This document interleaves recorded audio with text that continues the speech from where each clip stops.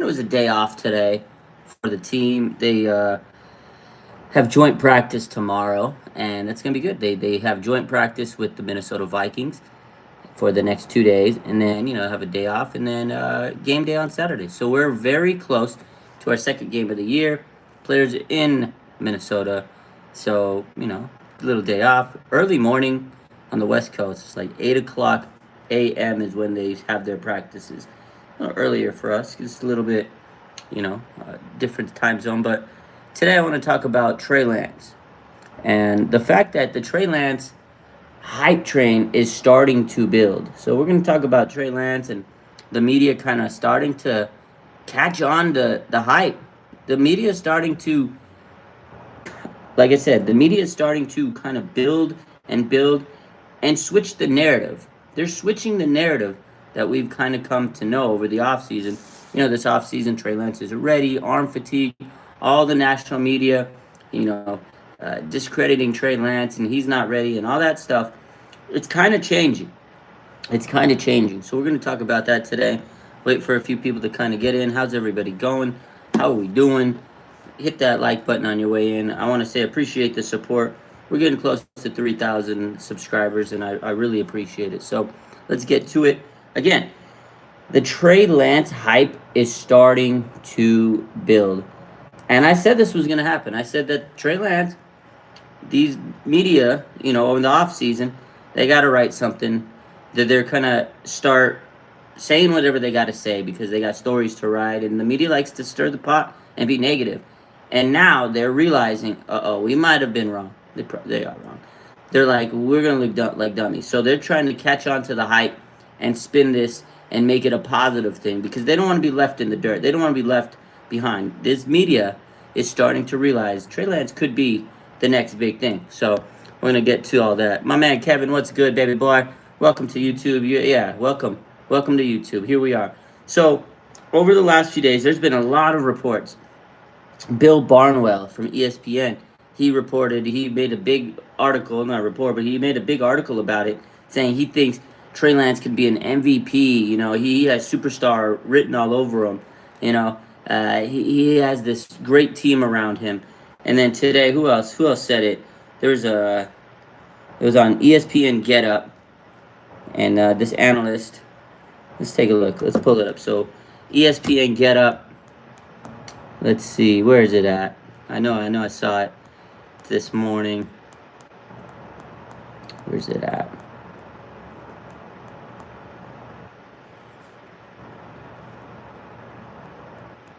Where's that list?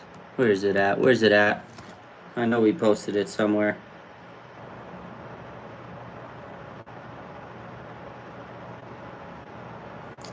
Trying to find it.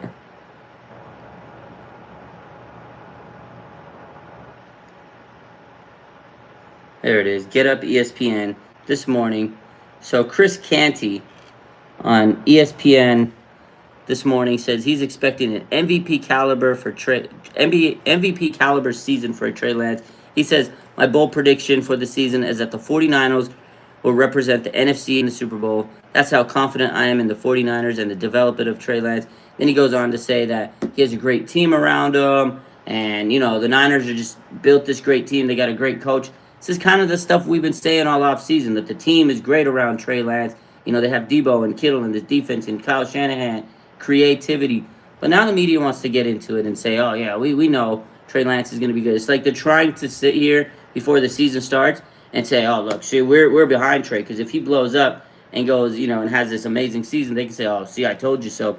Who else said it? Colin Cowherd. We talked about this the other day. Colin Cowherd switched his narrative. A couple weeks ago, Trey, I don't think he's ready. He's got the arm fatigue. Him and Michael Silver did a whole podcast about Trey Lance having arm fatigue. But now he's sitting there saying, oh, Trey has so much potential. There's a great team around him. Kyle Shanahan's going to set him up for success. I don't get where the media is coming from. Like, the media is all of a sudden switching up. They're switching up. It's crazy. The media is switching up so crazy. And it just amuses me. It amuses me. Like, it's funny to see that the media is all of a sudden they're saying, oh, yeah, we love Trey. We love Trey. Because all offseason you heard Trey Lance is not ready. Trey Lance is suffering from arm fatigue. Trey Lance is going to be a bust. the Niners should have taken Mac Jones. Like, all off season, every single one of these analysts out there. There's a few that didn't, but most of these analysts out there were writing off the Niners. We're writing off Trey Lance. And we got receipts. I can't wait for the season, because as the season goes and as Trey Lance kind of continues to grow and develop and has great games, I'm going to be pulling out receipts. And I don't care. I don't care who you are in the media. We pulling receipts. I don't care if you block me. I don't care if you do whatever you got to do, because I'm pulling receipts on your ass. The media was hating this man. One of these guys, I can't remember who it was, but they called him One Play Trey. One Play Trey. Let me tell you what, Trey Lance has a lot more than one play. A lot more than one play. He could throw it deep. He could run. He could throw he checks his progressions. I love Trey, man. I love Trey Lance, and he's going to show the world. He's going to show the world why the Niners took him with the number 3 pick. I can't believe it. I can't believe that the media is doubting this man. I can't believe the media is doubting this guy. You think Kyle Shanahan would have taken this guy if he didn't think he was going to be good? It's funny to me. It's very funny to me. But y'all drop some comments in there. We'll see. We'll see what happens with the comments. We'll respond to those. We'll answer some questions. What do you guys think about Trey Lance? And why do you guys think the media has been bashing Trey? All right? Let's see. Kim Ferrison says, nah, pull every freaking receipt in that one play trade came from that goddamn show. Marcellus Wiley. Homeboy was calling him one play trade. Yeah, Marcellus Wiley. There he goes. Kevin Shepard also says Wiley and Akko called him one play trade. Yeah, so see, we have it. We have the receipts. Now we just got to wait until the season. Wait until the season, and we're going to pump all these receipts out, because it just baffled me. The fact that they were sitting here. He hadn't even played his full season. He played a couple games last year in his rookie season, and they were already writing him off. And now, a lot of these guys, they saw him play this weekend, and they're like, oh, Trey Lance has it. He has that factor. If they watched how excited the Niner fans were, you see how the media was, that big play to Danny Gray, you can tell the media's like, oh, this guy could be a star. Kyle Shanahan and Trey Lance and Debo and Kittle and Ayuk. It's scary, I think they're finally starting to realize what we've been realizing. The Niners have a damn good team. And Trey Lance has damn good potential. And his sky-high ceiling could be reached with the Niners. I don't know if he would have reached it with any other of these teams, but I think he would have, because he's that talented. But the Niners put him in the best position to succeed. And I think the media is starting to realize. They're waking up, and they're not just shoveling us, nonsense that they have to put out there. They're actually starting to think for themselves, because they actually watched the game. They actually watched the game. Isn't that a novel concept? Unbelievable. Daco 2840. You hear about the guy. You hear about how Kyle was yelling at the guy we just released. Yeah, we're going to get into that. Kim says, Uncle be sweating Trey, and then he'll act like he didn't even say nothing. The problem is none of these guys are being held accountable for their stupid take. Exactly. And that's why we have to hold them accountable. As fans, as Niner fans in this community, I want to hold every single one of these chumps accountable. So they sit there, they're on live TV, and they get to say whatever they get to say whatever they want. They get to say whatever they want. And nobody bats an eye. And they continue to get paid, and they continue to do what they do, because nobody holds them accountable. We're going to hold them accountable. We're going to change the game. We're pulling receipts. I'm going to tag them. I don't care if I get tagged. I don't care if I get blocked from them. We're pulling out the receipts. They're going to look like so dumb. I can't wait. But Trey Lance, again, if you watch him, if you've seen him kind of grow through this training camp, he's really, really been impressive. He's learned a lot from last season. He's taken all the, first team reps. He's QB. He's leading this team. When you watch him on the field, his pocket presence is so good. He can go through his progressions, and he just has a elite skill set. His talent as a quarterback, the arm, the legs, everything. He has the total package. Now, if they develop him right and everything kind of works out the way it needs to be, he's going to be a superstar quarterback. It's simple. It's very simple. Jaden, what's up? I'm hyped about the season, he says. I am too. 49ers Raj says, what's up, my man? I'm excited for the season. So let's get to, the Niners did make a roster move today.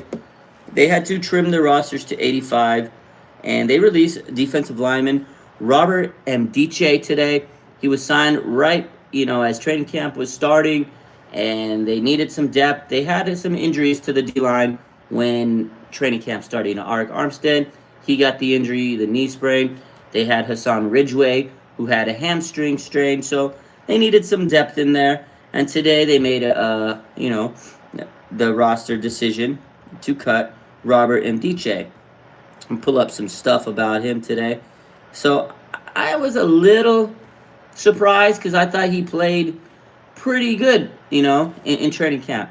And I feel that he played relatively well enough to continue to stay on this roster. I thought he would make it towards the final cuts. He was kind of an energy guy in training camp. He was like a spark plug, very, very, very, very, you know, boisterous guy.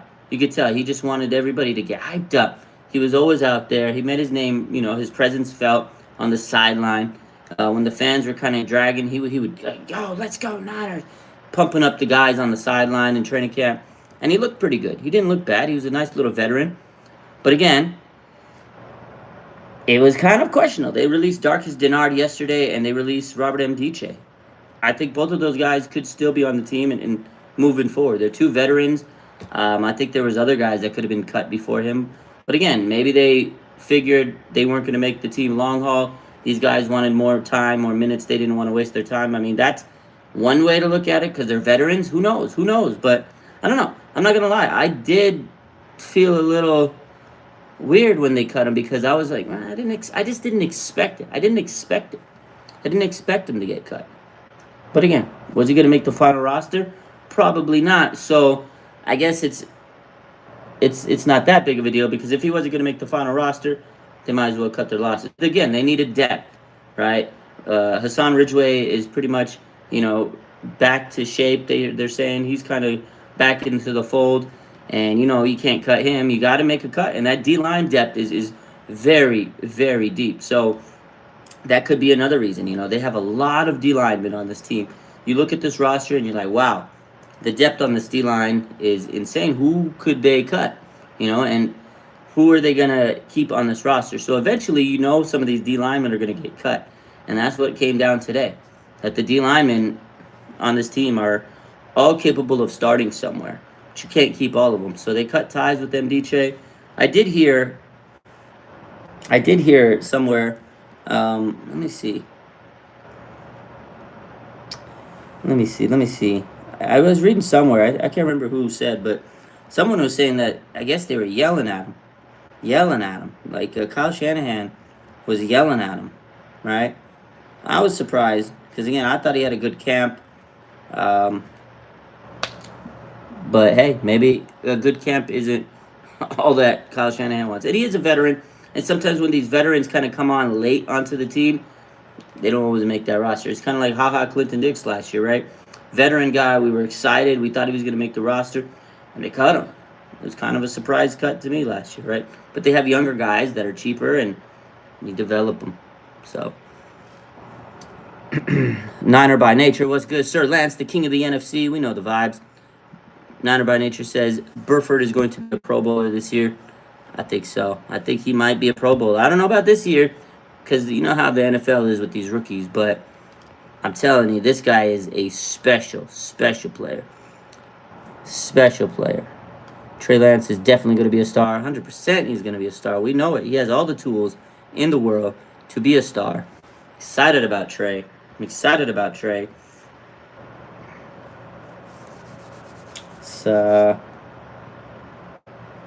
Let's see. That's pretty much it for today. Not a lot of news out there today, but I want to open this up to questions for y'all. The Ramelia Sports Report. Amazing that the Niners have all that depth on the D-line, but not on the O-line. A huge step down from Tomlinson and Mack in the middle and right side. That is a tough aspect. The O-line, starting O-line is kind of wearing into shape. It looks pretty good. Burford and Banks kind of held their own. We got Trent Williams, obviously. Mike McGlinchey is good if he's healthy, but he's already having knee issues. But they do have other guys on that line. And then you got Jake Brendel at center. Will he be able to be a solid quality center? Only time will tell. But after those guys, the depth is kind of shaky. There's some decent guys, but there's not like really good depth guys. So I do agree that the O line is kind of, compared to the D line. I think the Niners need to maybe in the next few years in the draft is kind of shift their focus because they always focus on the D line. Like uh, John Lynch loves his D lineman, loves his D lineman. O line sometimes they miss out. Burford looks great. Jason Poe though looks good, an undrafted guy. They do have a lot of younger guys that are still trying to develop, but if there's a major injury to that O line, might not be so great. Niner by Natures. When do we practice against the Vikings? Tomorrow and Thursday, 8 a.m. Pacific time. Hey, Peter Parker, what's up? What's up?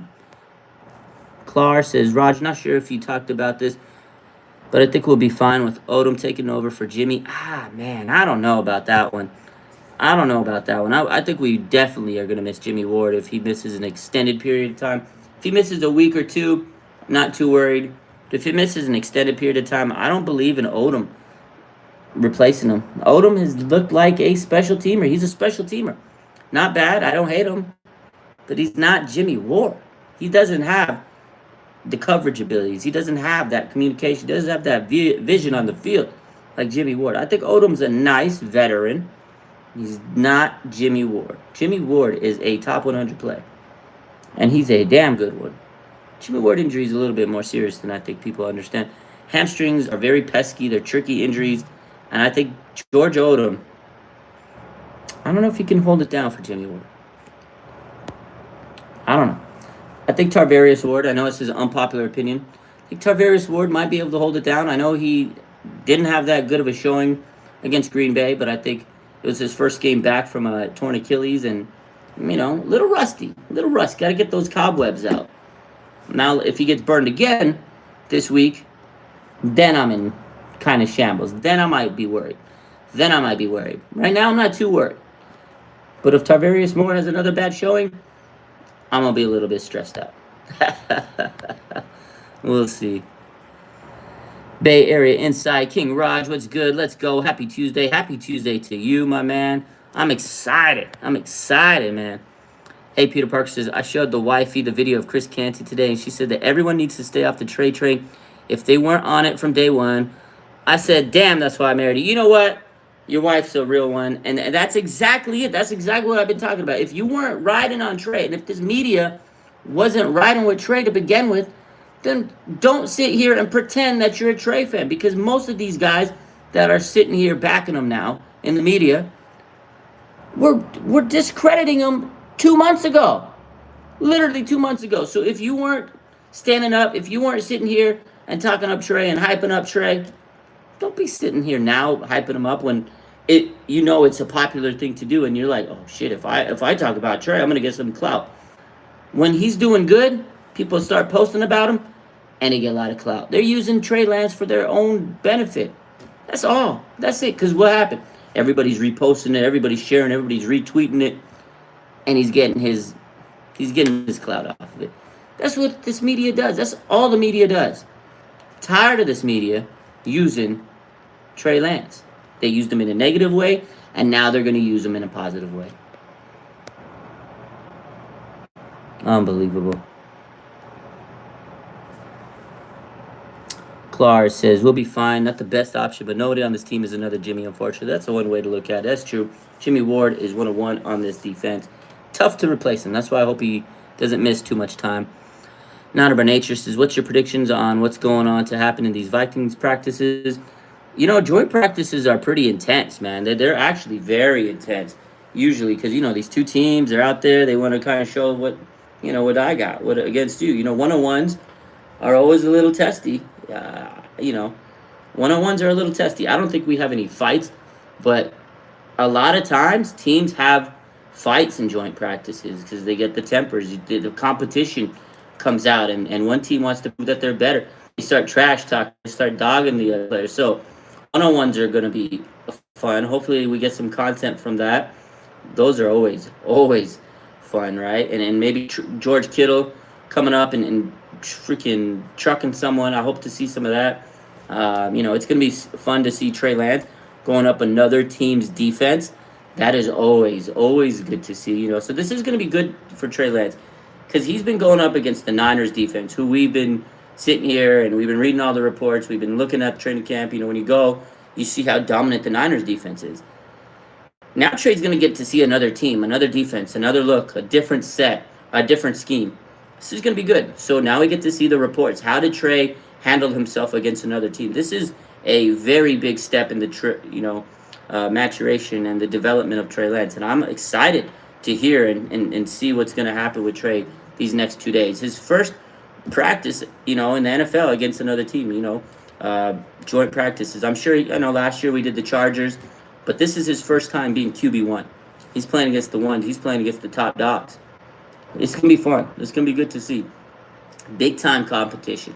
Well, Brandon Ayuk dog walked these Vikings defenders like Brandon Ayuk was doing to the Niners defenders. It's going to be fun. There's Nick Bosa. How is this team going to go up against, another? This is kind of the first time we really get to see, more of what this team is made of. It's always fun to see them go up against each other, but when you go up against each other in practice and training camp, like when Trey Lance is going up against the Niners defense day in and day out, they know him. They know his tendencies. They figured him out. It's the same damn team. The defense knows the offensive plays and stuff. So it's a whole nother team. They don't know what Trey Lance is all about. I hope he rips the shit out of them tomorrow. That's what I'm looking forward to. That's what I'm looking forward to. My man said, hey, Peter Parker says, people seeing footage and now they're like, oh, Trey, this, Trey, that. That's exactly what I'm talking about today is now they see him. They saw the deep pat. Like, the media is looking at Trey and they're like, oh, look how talented he is. Oh. Because they were sitting here spewing all this negativity because everybody else was. And the other guy was, and the other guy was, so they were just going to join the party. But they actually saw a game. They actually saw a game, and they see Trey Lance's skill set, and they see how much he's transitioned and developed since last year. It's the media for you. So stupid. Rohan says, Peter Parker in the chat, and Raj wearing a Spider-Man shirt. It's one of those days. That's how we do it. Spider-Man vibes today. Peter Parker is always a great, subscriber. Always in the chat, so I had to wear the Spider-Man shirt. What's up, my man? Big Rohan. Yo, congrats to my man Rohan. 4K on Twitter. Keep putting in that work. Let's get to some more of these questions. 49ers Raj says, you think we pick up Tart if the Eagles release him? Hearing bad things about him. We did talk about this yesterday. I don't remember where we talked about it. Oh, Niners, Niner by nature. Not Niner by nature. We talked about this with Wayne Breezy yesterday. We talked about it on his show yesterday that, they're hearing that the Eagles are not kind of impressed with Jaquiski Tartt. He's a veteran, and he's struggling, and he might get cut. It's a guy, maybe the Niners are familiar with them. If they're desperate and they need someone and the injuries start to kind of mount, I wouldn't be surprised if they call Tartt because he's a guy that obviously he knows the system. He's been here for a long time. Would they be able to call Tartt? Definitely would. Again, if the injuries are to a point when they get so bad and Jimmy Ward's injuries may be worse than it is, I wouldn't be surprised if they call him. I'm sure they got his number on speed dial and ask him. But I think the Jaquiski Tartt era has gone. It's rode its last legs. But I wouldn't be surprised if it did happen. If all of a sudden the Niners make a call and they need him, I wouldn't be surprised. But I know the fans would not like it because fans ripped him apart. Fans did not like him. They were happy when he left. They were happy when they left. It's crazy. Bay Area says that Debo J. Jetta's picture after tomorrow's practice is going to be sick. Oh, yeah, that's true. They're going to take it. They're going to take a picture together. I'm excited to see Justin Jefferson and how he does against our defense. That's actually something I'm really looking forward to. I know we don't have E-Man and Charvarius Ward, so he's probably going to cook our secondary up. I'm not even going to lie. In training camp, if he's going up against our backup cornerbacks, Justin Jefferson respectfully will probably dust them up. E-Man and Charvarius Ward right now have their hamstring injuries. So best of luck to Deommodore Lenoir, Ambry Thomas, Sam Womack, and the rest of them. It's gonna be tough. If especially on those one-on-one matchups, I think Justin Jefferson is gonna cook him up. He's one of the top receivers in the league. I got a lot of respect. I would love to have Justin Jefferson on the Niners. Niners could have got him. Niners could have got him. He's a great receiver. Clark says Tart walks so Hufanga could fly. This is Hufanga's position now for sure. For sure it is. Hufanga's dope, man. I liked his little mic'd up. You guys saw his mic'd up. Just pure energy. Everything that I was saying in training camp, the way he was, the way he presented himself, right? He's just a hyper, just exciting, high energy guy. He's got those island vibes, Tongan vibes, right? Island boy, man. And he just comes out, has a different handshake for everybody. He's just a hype guy. Good locker room guy. He's going to be a very good leader down the line. He already seems like a leader. Just one of those type of guys. I love Hufanga, man. I like when he hit the guy so hard. When he knocked the guy out. He didn't say anything after him. Just let the pads do the talking. I love that guy, man. Hufanga's going to be dope. Super cool guy. As you know, the stories in training camp, always the first one out. Usually one of the last ones out. So, type of guy that you love on this team. Good energy. Just love Hufanga. He's definitely going to probably hold that starting spot down. But going back to the whole Tart thing is, again, if they need someone, I know, it's a whole different position, but he could play either one of those safety spots. He's been on the team for years. He knows the vibes, even if it's just for a few weeks. But again, I don't think it's going to happen, but I wouldn't be surprised if they had to call him and, if he got cut. I'm sure Jimmy Ward would love his boy. That's his boy. Huff laid that dude up. Man, that was such a good hit. When I saw that at the game, I was just like, oh my God. It was one of those moments. You're just, whoo, laid him out like Deshaun Golson. You gotta love Big Huff, man. You gotta love that guy. 49ers, Rod, you excited for Ridgeway? Man, I wouldn't say I'm excited, but I hope he's okay. I hope he's good. We need depth. We need somebody on that line that can plug the holes and play the run. I just want this defensive line to be good and be able to step in and clear. What's the word I'm looking for? I need this D-line to be good enough to absorb the loss of DJ Jones. Because DJ Jones, let's be honest, that was probably the biggest loss, I think, out of all the players we lost. I know a lot of people say Laken Tomlinson, but I do have faith in Aaron Banks, and I think we'll be okay there. That left side, you got Trent Williams. Obviously, Aaron Banks is not going to be as good as Laken right away. He may never be as good as Laken, and Laken was durable. But, man, DJ Jones in that middle of that D-line, him and Armstead together were just something special. So you're going to have to be able to replace him. You got Ridgeway, you got Javon Kinlaw. You need these guys. You need depth. You need them to be healthy. Hassan Ridgeway's already started with a hamstring injury, and that was not good. He got a little... Not good. Not good.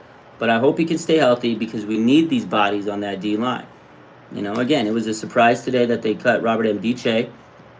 But ultimately, like I said, was he going to make the team in the end? Probably not. And he probably was a guy that would rather be cut than not, rather be cut than make the practice squad because he's an older veteran type guy. He'd rather try to make a roster somewhere. You know what I mean? He's an older veteran. He doesn't want to sit around on the practice squad. He's been in the league for a few years.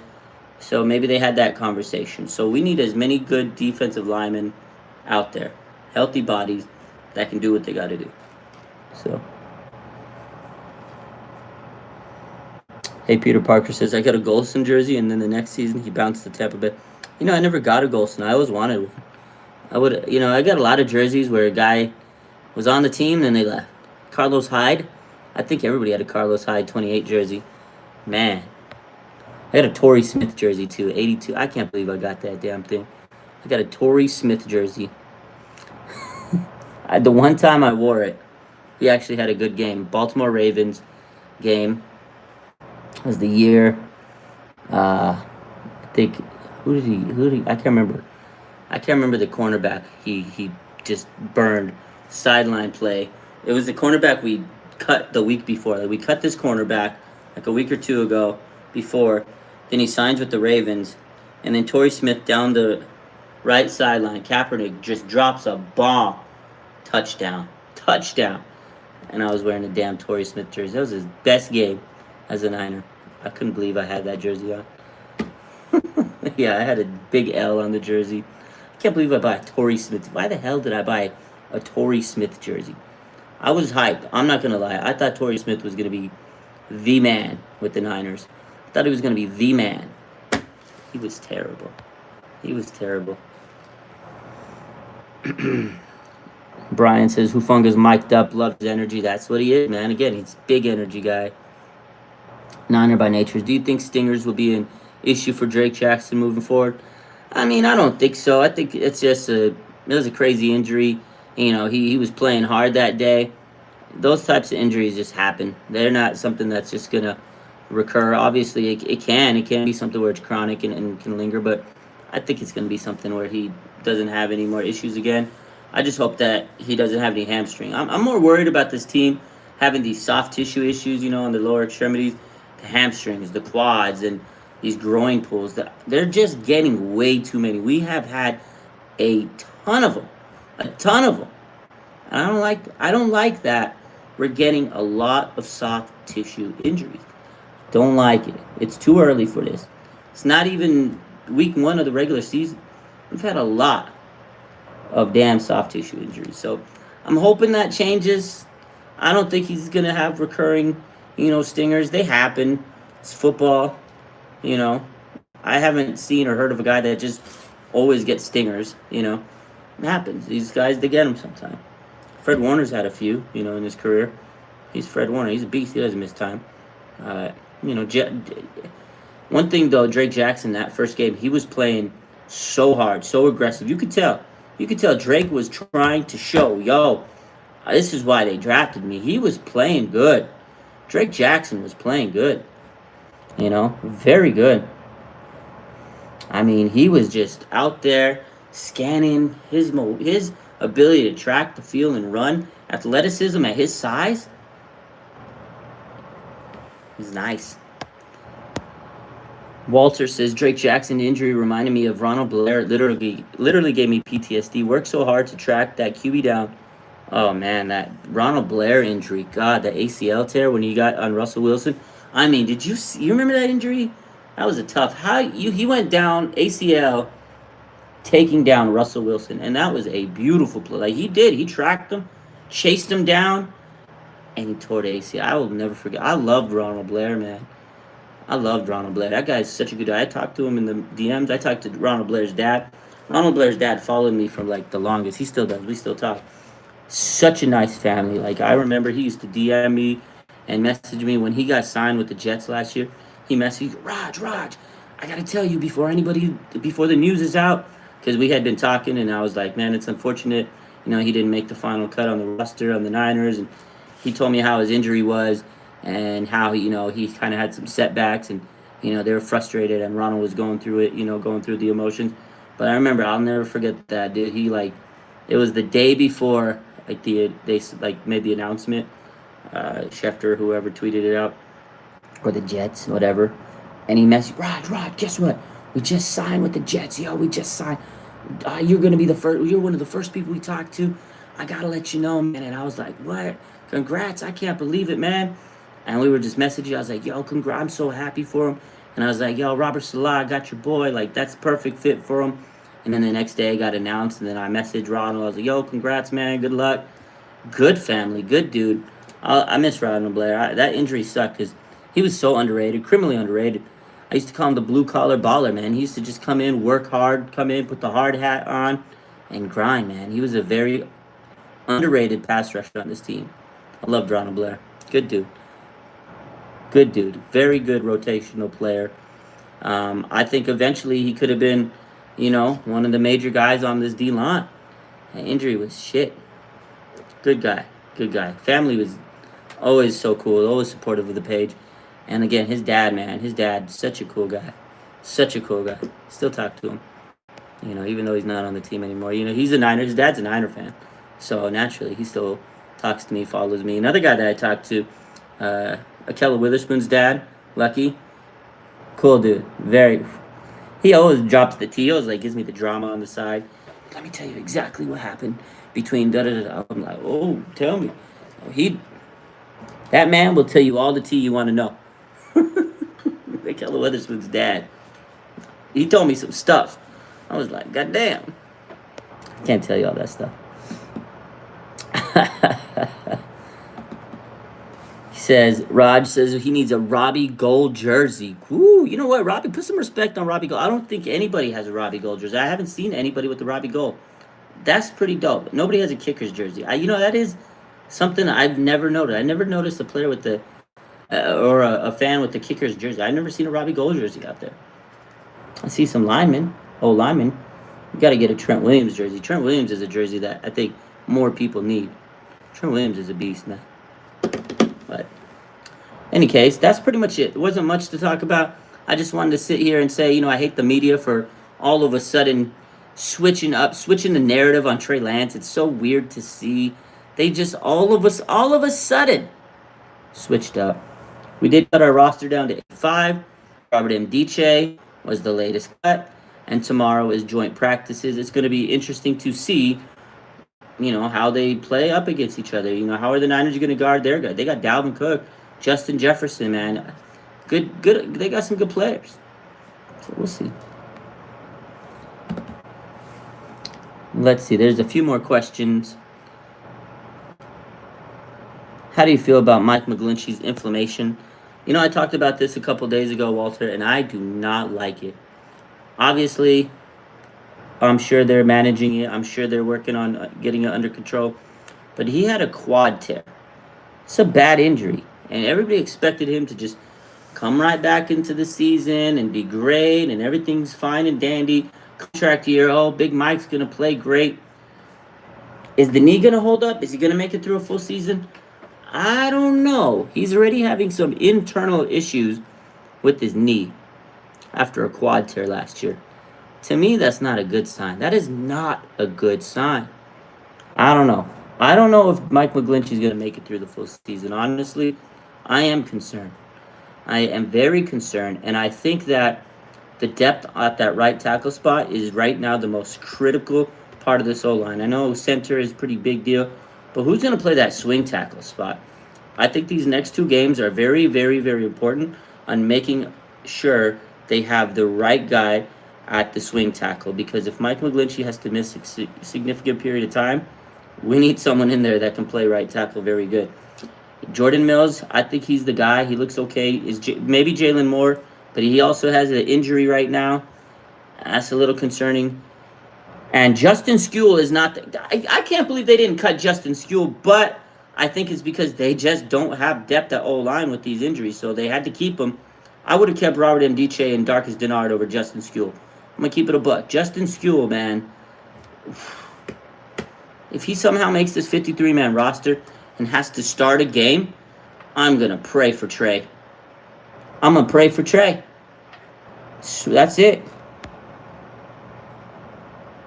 Sag says McGlinchey's going to get hurt again. I don't know, man. I don't know. I agree. I think so, too. When I read that report the other day and I saw internal knee irritation, that ain't good, man. You got a quad tear and your knee is still fucked up. He's still ways away. Niner by Nature says McGlinchey's going to take some time to come back. Charlie Horses, I do too. I agree. That's not a guy you rush back, because they've been trying to ease him into the line. Ease him in. They've been easing him in. He hasn't played a lot.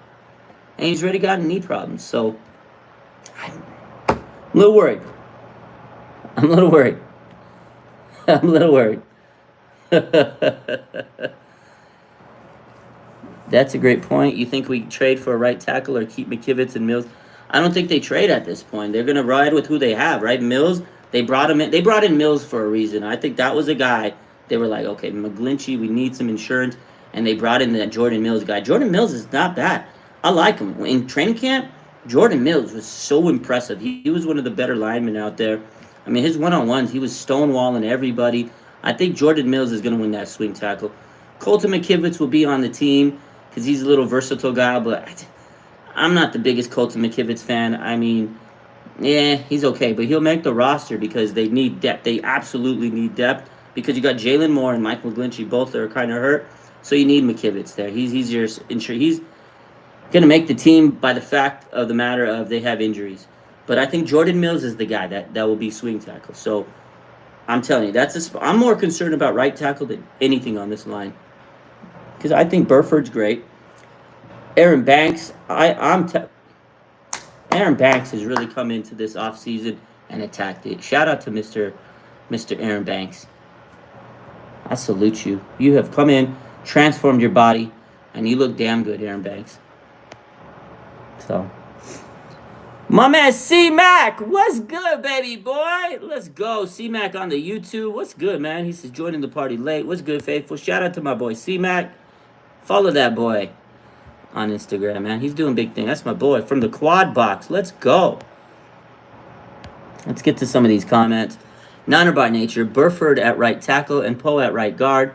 I mean, that would work, but the problem is Burford has spent so much time at right guard this offseason, and he's a rookie. You don't want to change it up too much on the rookie, although he did play tackle. He could play any position on the line. Like, he's versatile. He told me, and he said it before, that he could play right guard, right tackle, left tackle. He can play anywhere on the line except center, pretty much. I mean, if push comes to shove, they can move. They can make that move.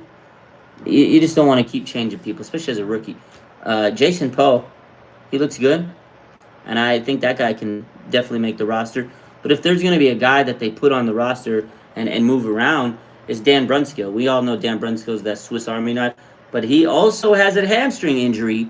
You got to keep an eye on that. So maybe you're right. Maybe it is Jason Poe that comes in and gets a spot on that line. But the injuries to this O-line are a little concerning right now. I'm not even going to lie to you. A little worried about it. Steve O knows, says, hey, Raj, just hopping in. Hope all is well. Hey, everything's good. Trey area, Tuesday. I hope everybody had a good Tuesday today. You know, not a lot going on, but I still got to come on and talk to you. So I appreciate you for hopping on, my man, Steve O. The Slasher Gamer says, Raj, Baldy really liked Teray. Yo, let's talk about Teray. Come on, you know what? We didn't talk about him enough this weekend. I feel like I didn't give him enough hype. And someone on my someone DM'd me the other day and was like, "Yo, Raj, you got to talk about Teray." And honestly, I meant to chop up his clips the days when I was making content that night. But I just got busy. It was my daughter's birthday on Sunday, so I didn't have the time that I usually have to clip up highlights. Thankfully, Baldy posted that today, and he showed everybody what Teray was about, because this we got to talk about this guy. This guy was fucking flying everywhere, bro. This guy is flying everywhere, and I saw him in training camp. That's exactly what he was doing. Ain't nothing changed. This guy, so underrated. C-Mac says he's the new Arden Key. 100%, man. Look what the Niners do.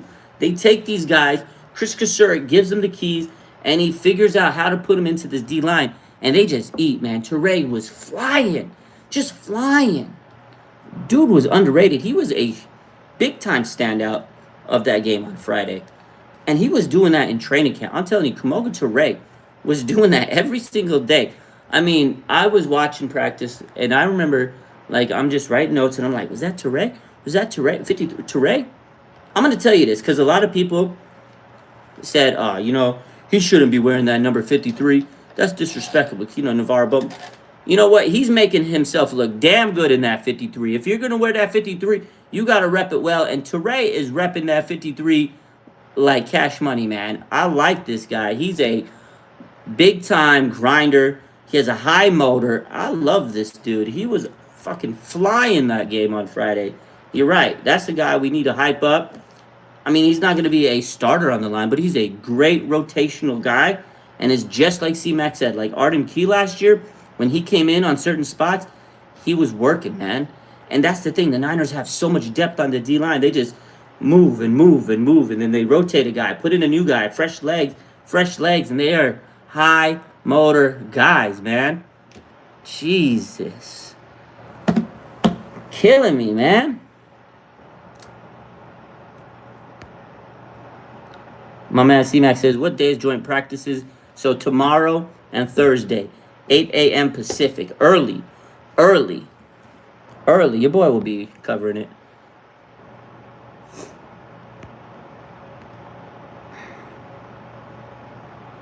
Hey, Peter Parker. Yo, blessings to your stepdad. He says he was a 49er fan and raised him as a faithful to the Bay. He passed in 2007. Shout out. Prayers up. You know, my dad passed in 2002. Actually, 2000. 2000. It's been a long time, and he raised me as a Niner fan. So, shout out, man. Prayers up. Blessings. Red Fog says, you on tomorrow night? I'm on every day. Every day. We do this every day. YouTube every day. Every day. We talk about the Niners every day. We'll be on YouTube. We'll be on Instagram. Just grinding the content.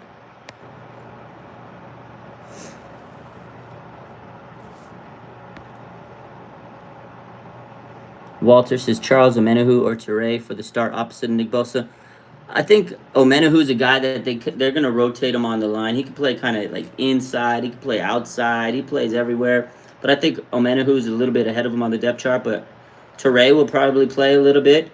But you also have to know that Samson Ebukam is a guy that is going to be on the opposite side. So don't forget about Samson Ebukam. This guy really turned it on in the second half of the season. This guy was nice with it, man. He was nice with it. Second half of and a lot of these guys, Charles Omenihu, he was a great person down the line, man. I'm telling you, man, they have so many talented defensive linemen. And don't forget about Drake Jackson. He's only going to get better. And eventually, as the future, I think by next year, your starting defensive ends are going to be Nick Bosa and Drake Jackson. Can you imagine Drake Jackson bending it like Beckham? He looks like a young Alden Smith, the way he bends. And then Nick Bosa. Quarterbacks beware. God.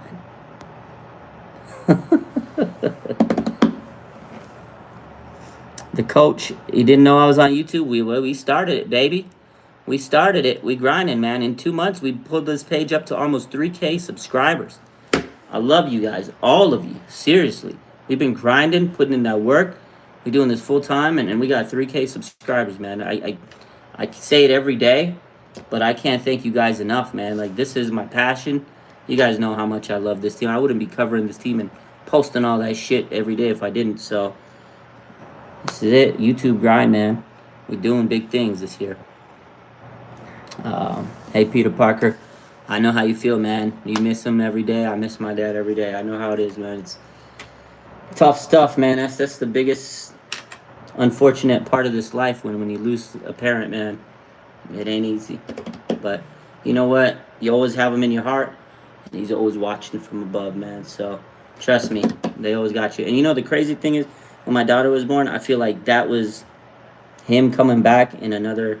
It's weird. Like, I know I say that, but it's like when my daughter was born, I feel like that's my dad coming back to this life to, you know, keep an eye on me. I don't know. It's weird. That's the vibe I got.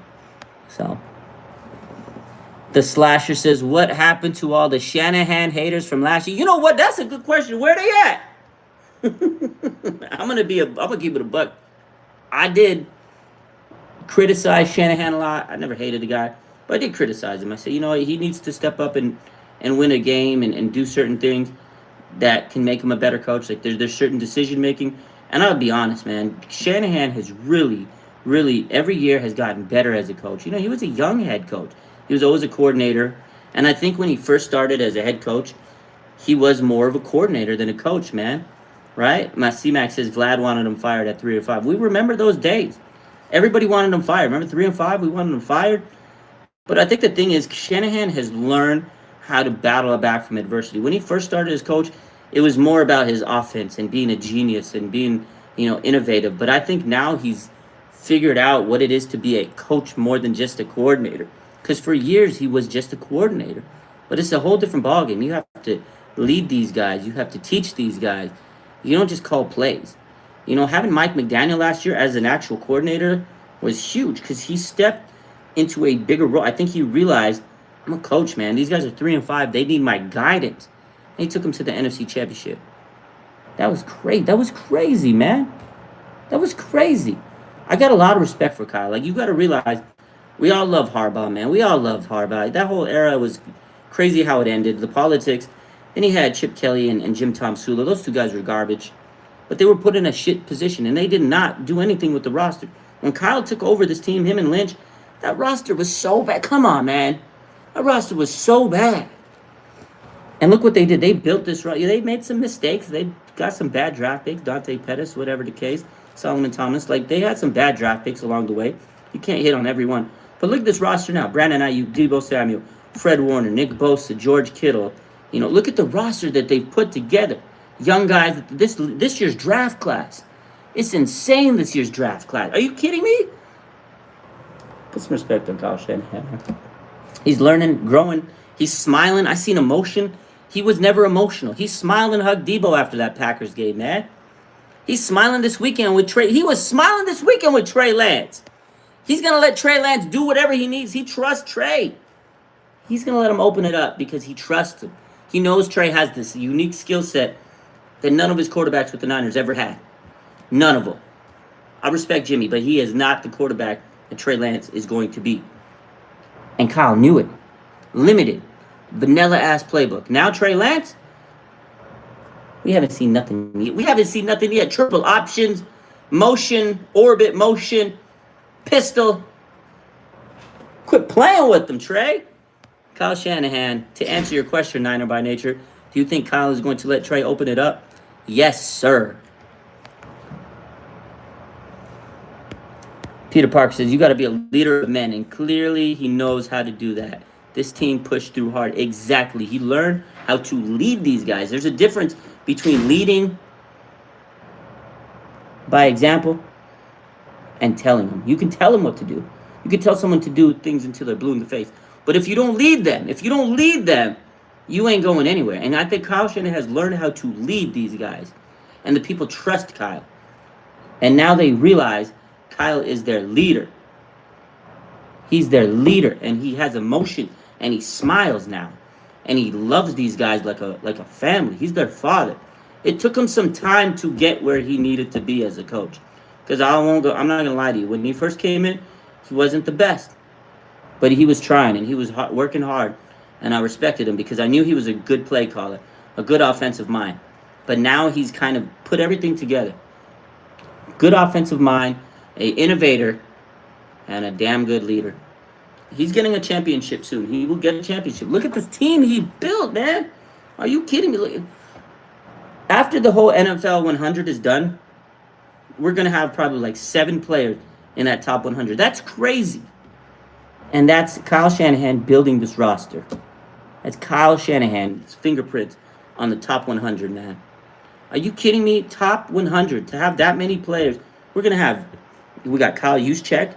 Kyle brought him in free agency that first year he came. Jimmy Ward, that wasn't a Kyle guy, but he kept him. And he stayed loyal. And Kyle knows how important Jimmy is to this team. You're probably going to have George Kittle, Deebo Samuel, Trent Williams, Nick Bosa, and Fred Warner. You might have Arik Armstead. That could be 8. You got 8 potential players in the top 100. Trent Williams, they made that trade when Joe Staley, retired. Big time. And then Kyle made sure to pay him the money. Kyle made sure to pay him the money to keep him instead of going to the Chiefs. George Kittle, 5th round pick. Brandon Ayuk, maybe next year. Deebo Samuel, Kyle's guy, 2nd round pick. Fell in love with him at the Senior Bowl. Fred Warner, 3rd round pick. Nick Bosa pulled the wool over everybody's eyes and made sure to get the GOAT of that draft. I mean, look at these guys. Look at the team that he put together, man. Put some respect on Kyle Shanahan.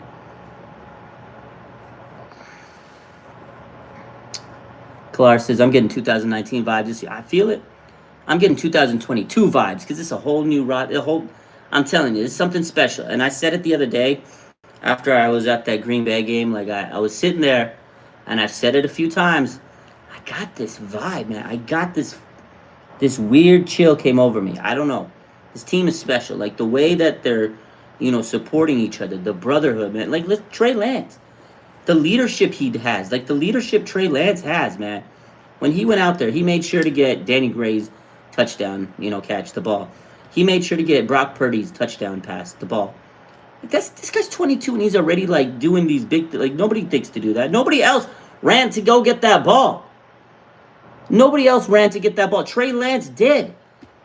He's 22 years old. This is a family, and they're being led by a damn good quarterback. And this team, you could just see the vibes they get, like when they talk together, and like it's just a special bond, man. I don't know. I know a lot of other teams definitely have a good bond or whatever. I mean, these guys become family. It's a brotherhood. They travel, all around the United States together. So I know a lot of teams are families, but I feel like the Niners, man, it's just different. It's hard to explain, man.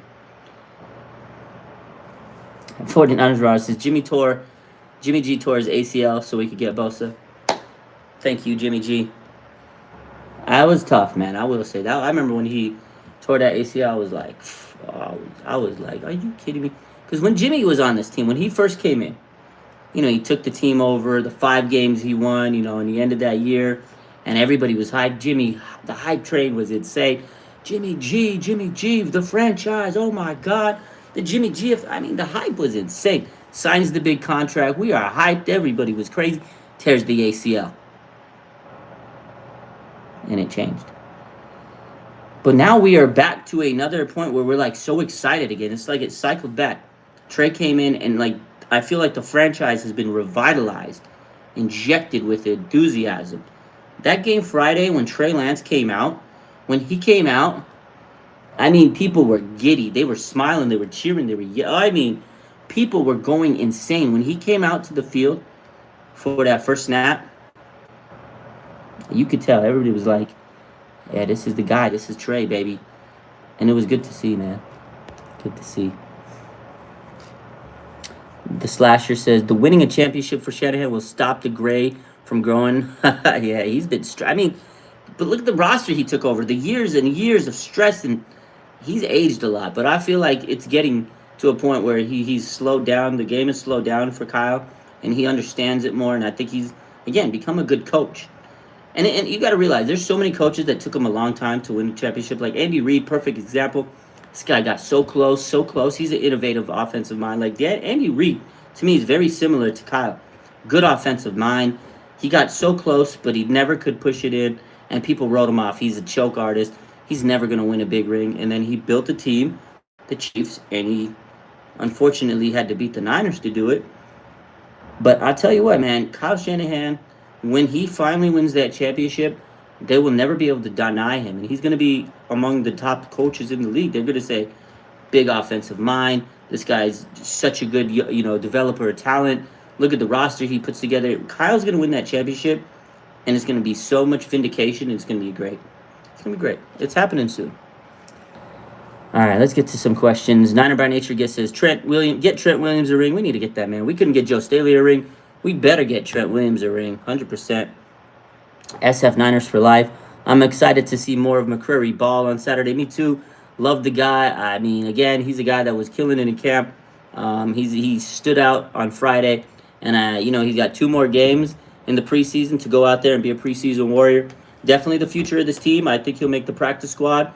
But if he shows out for 2 more games, he's going to make it hard for them to cut him because, again, imagine he has 2 big-ass dominating preseason games. If they cut him, Pete Carroll on the phone. Can we get this McCreary ball that the Niners just waived? Or Sean McVay? Hey, can we get this McCreary ball? The Niners just cut him. Can we go get him? Can we put him on the roster? People are lurking. Teams are lurking for our talent. So if he balls out the next 2 days or 2 games, he might make it tough. He might make it tough to get rid of him. Teams will want him. To me, is the future, though, because Greenlaw, again, I've said this a lot, Greenlaw and Azeez Al-Shahir, those 2 guys are on a contract here. They may not be back next year.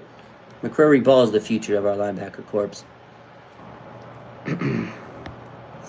49ers Raj, he's been asking this question, TDP or Sermon for running back 2?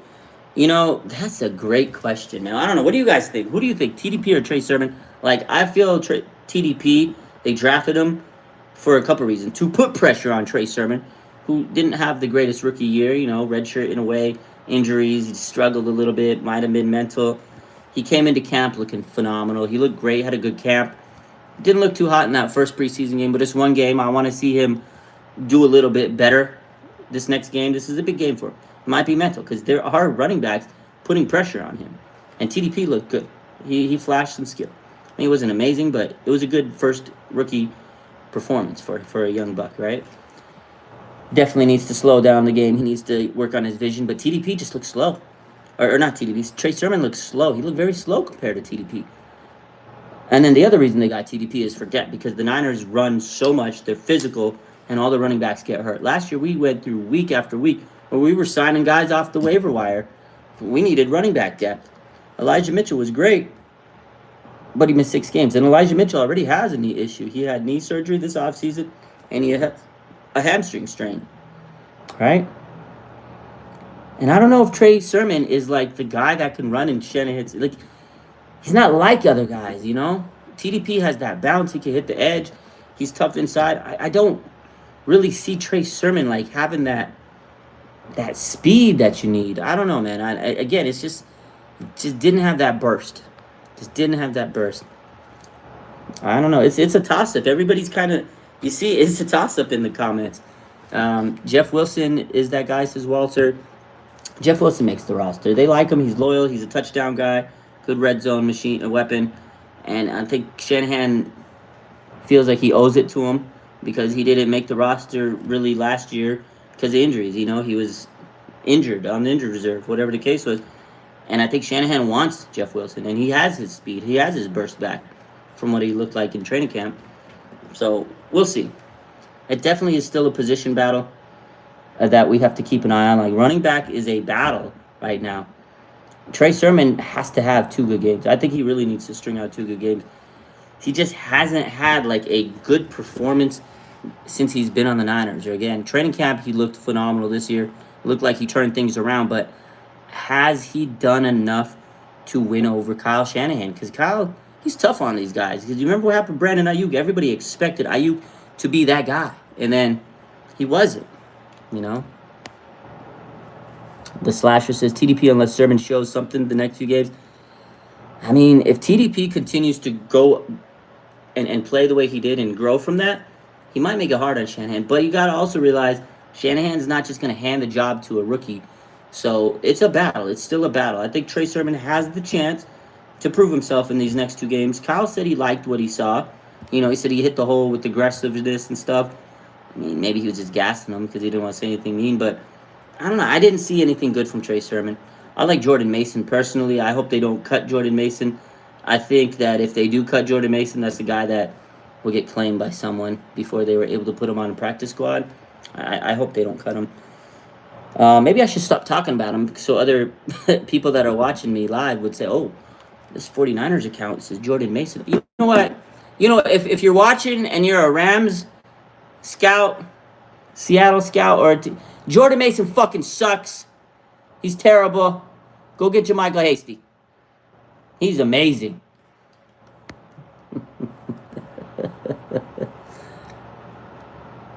Niner by nature says Sermon is going to be that guy. Watch. I hope so. I hope you're right, Niner. I like him. I want him to be. I want Trey Sermon. I was excited when they drafted him. So excited when they drafted the guy. We'll see. But, you know, Shanahan's so good at getting running backs. I'm not too worried about it. I just hope they stay healthy. That's the key. They just need to stay healthy.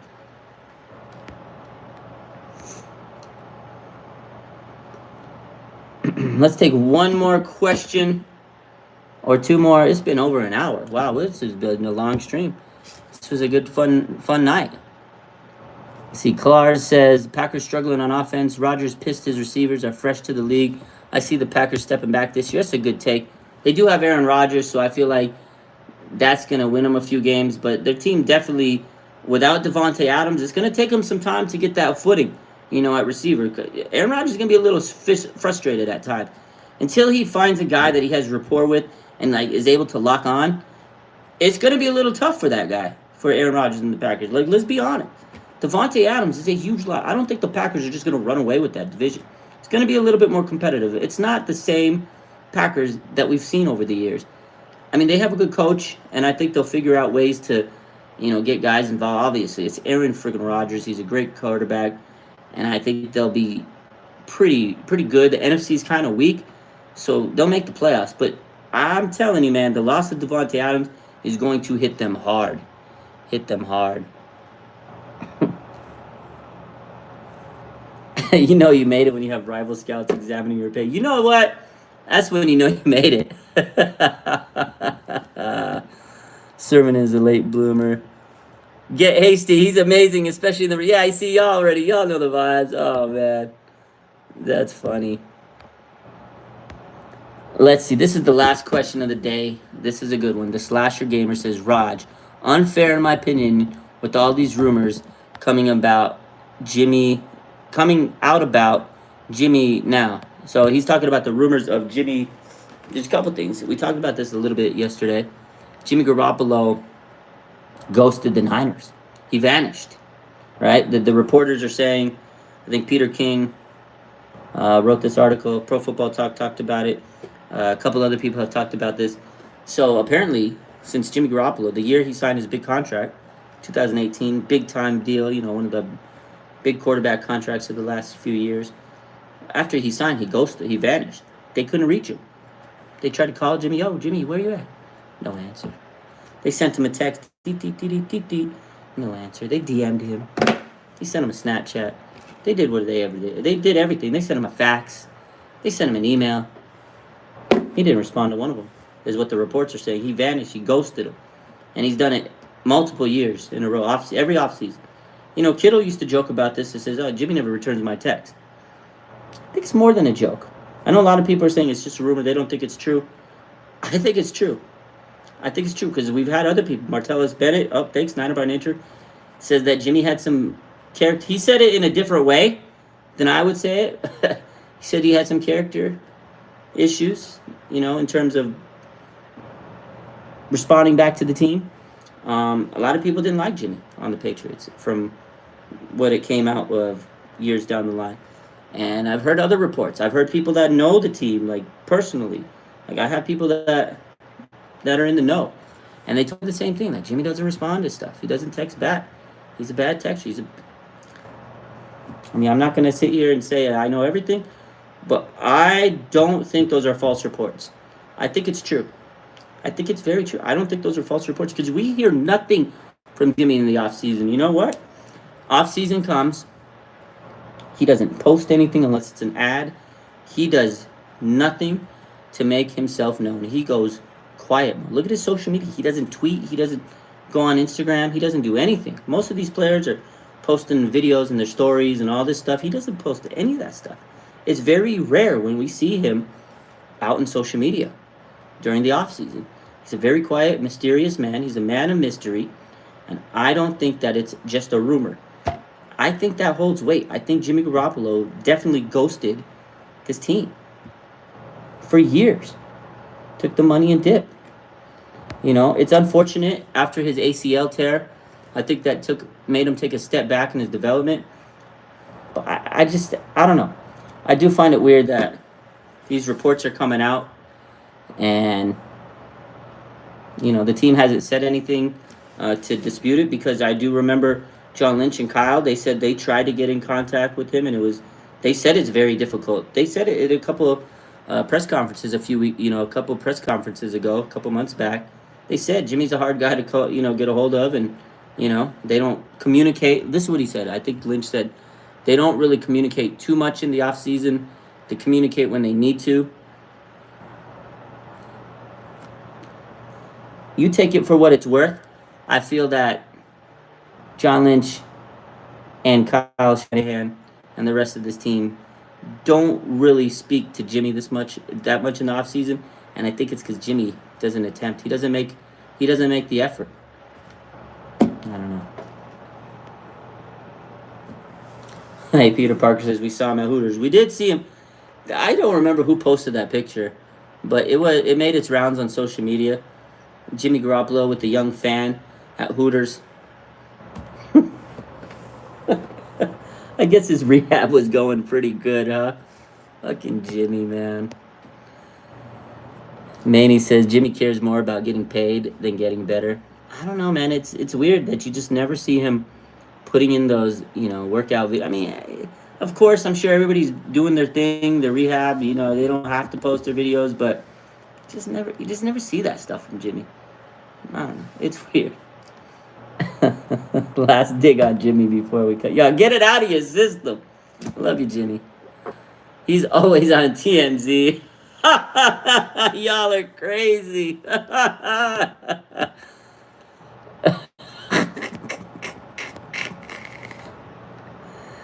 Oh man. Oh man. Shit, man, that was fun. That's a good way to end tonight. That's a good way to end tonight's show.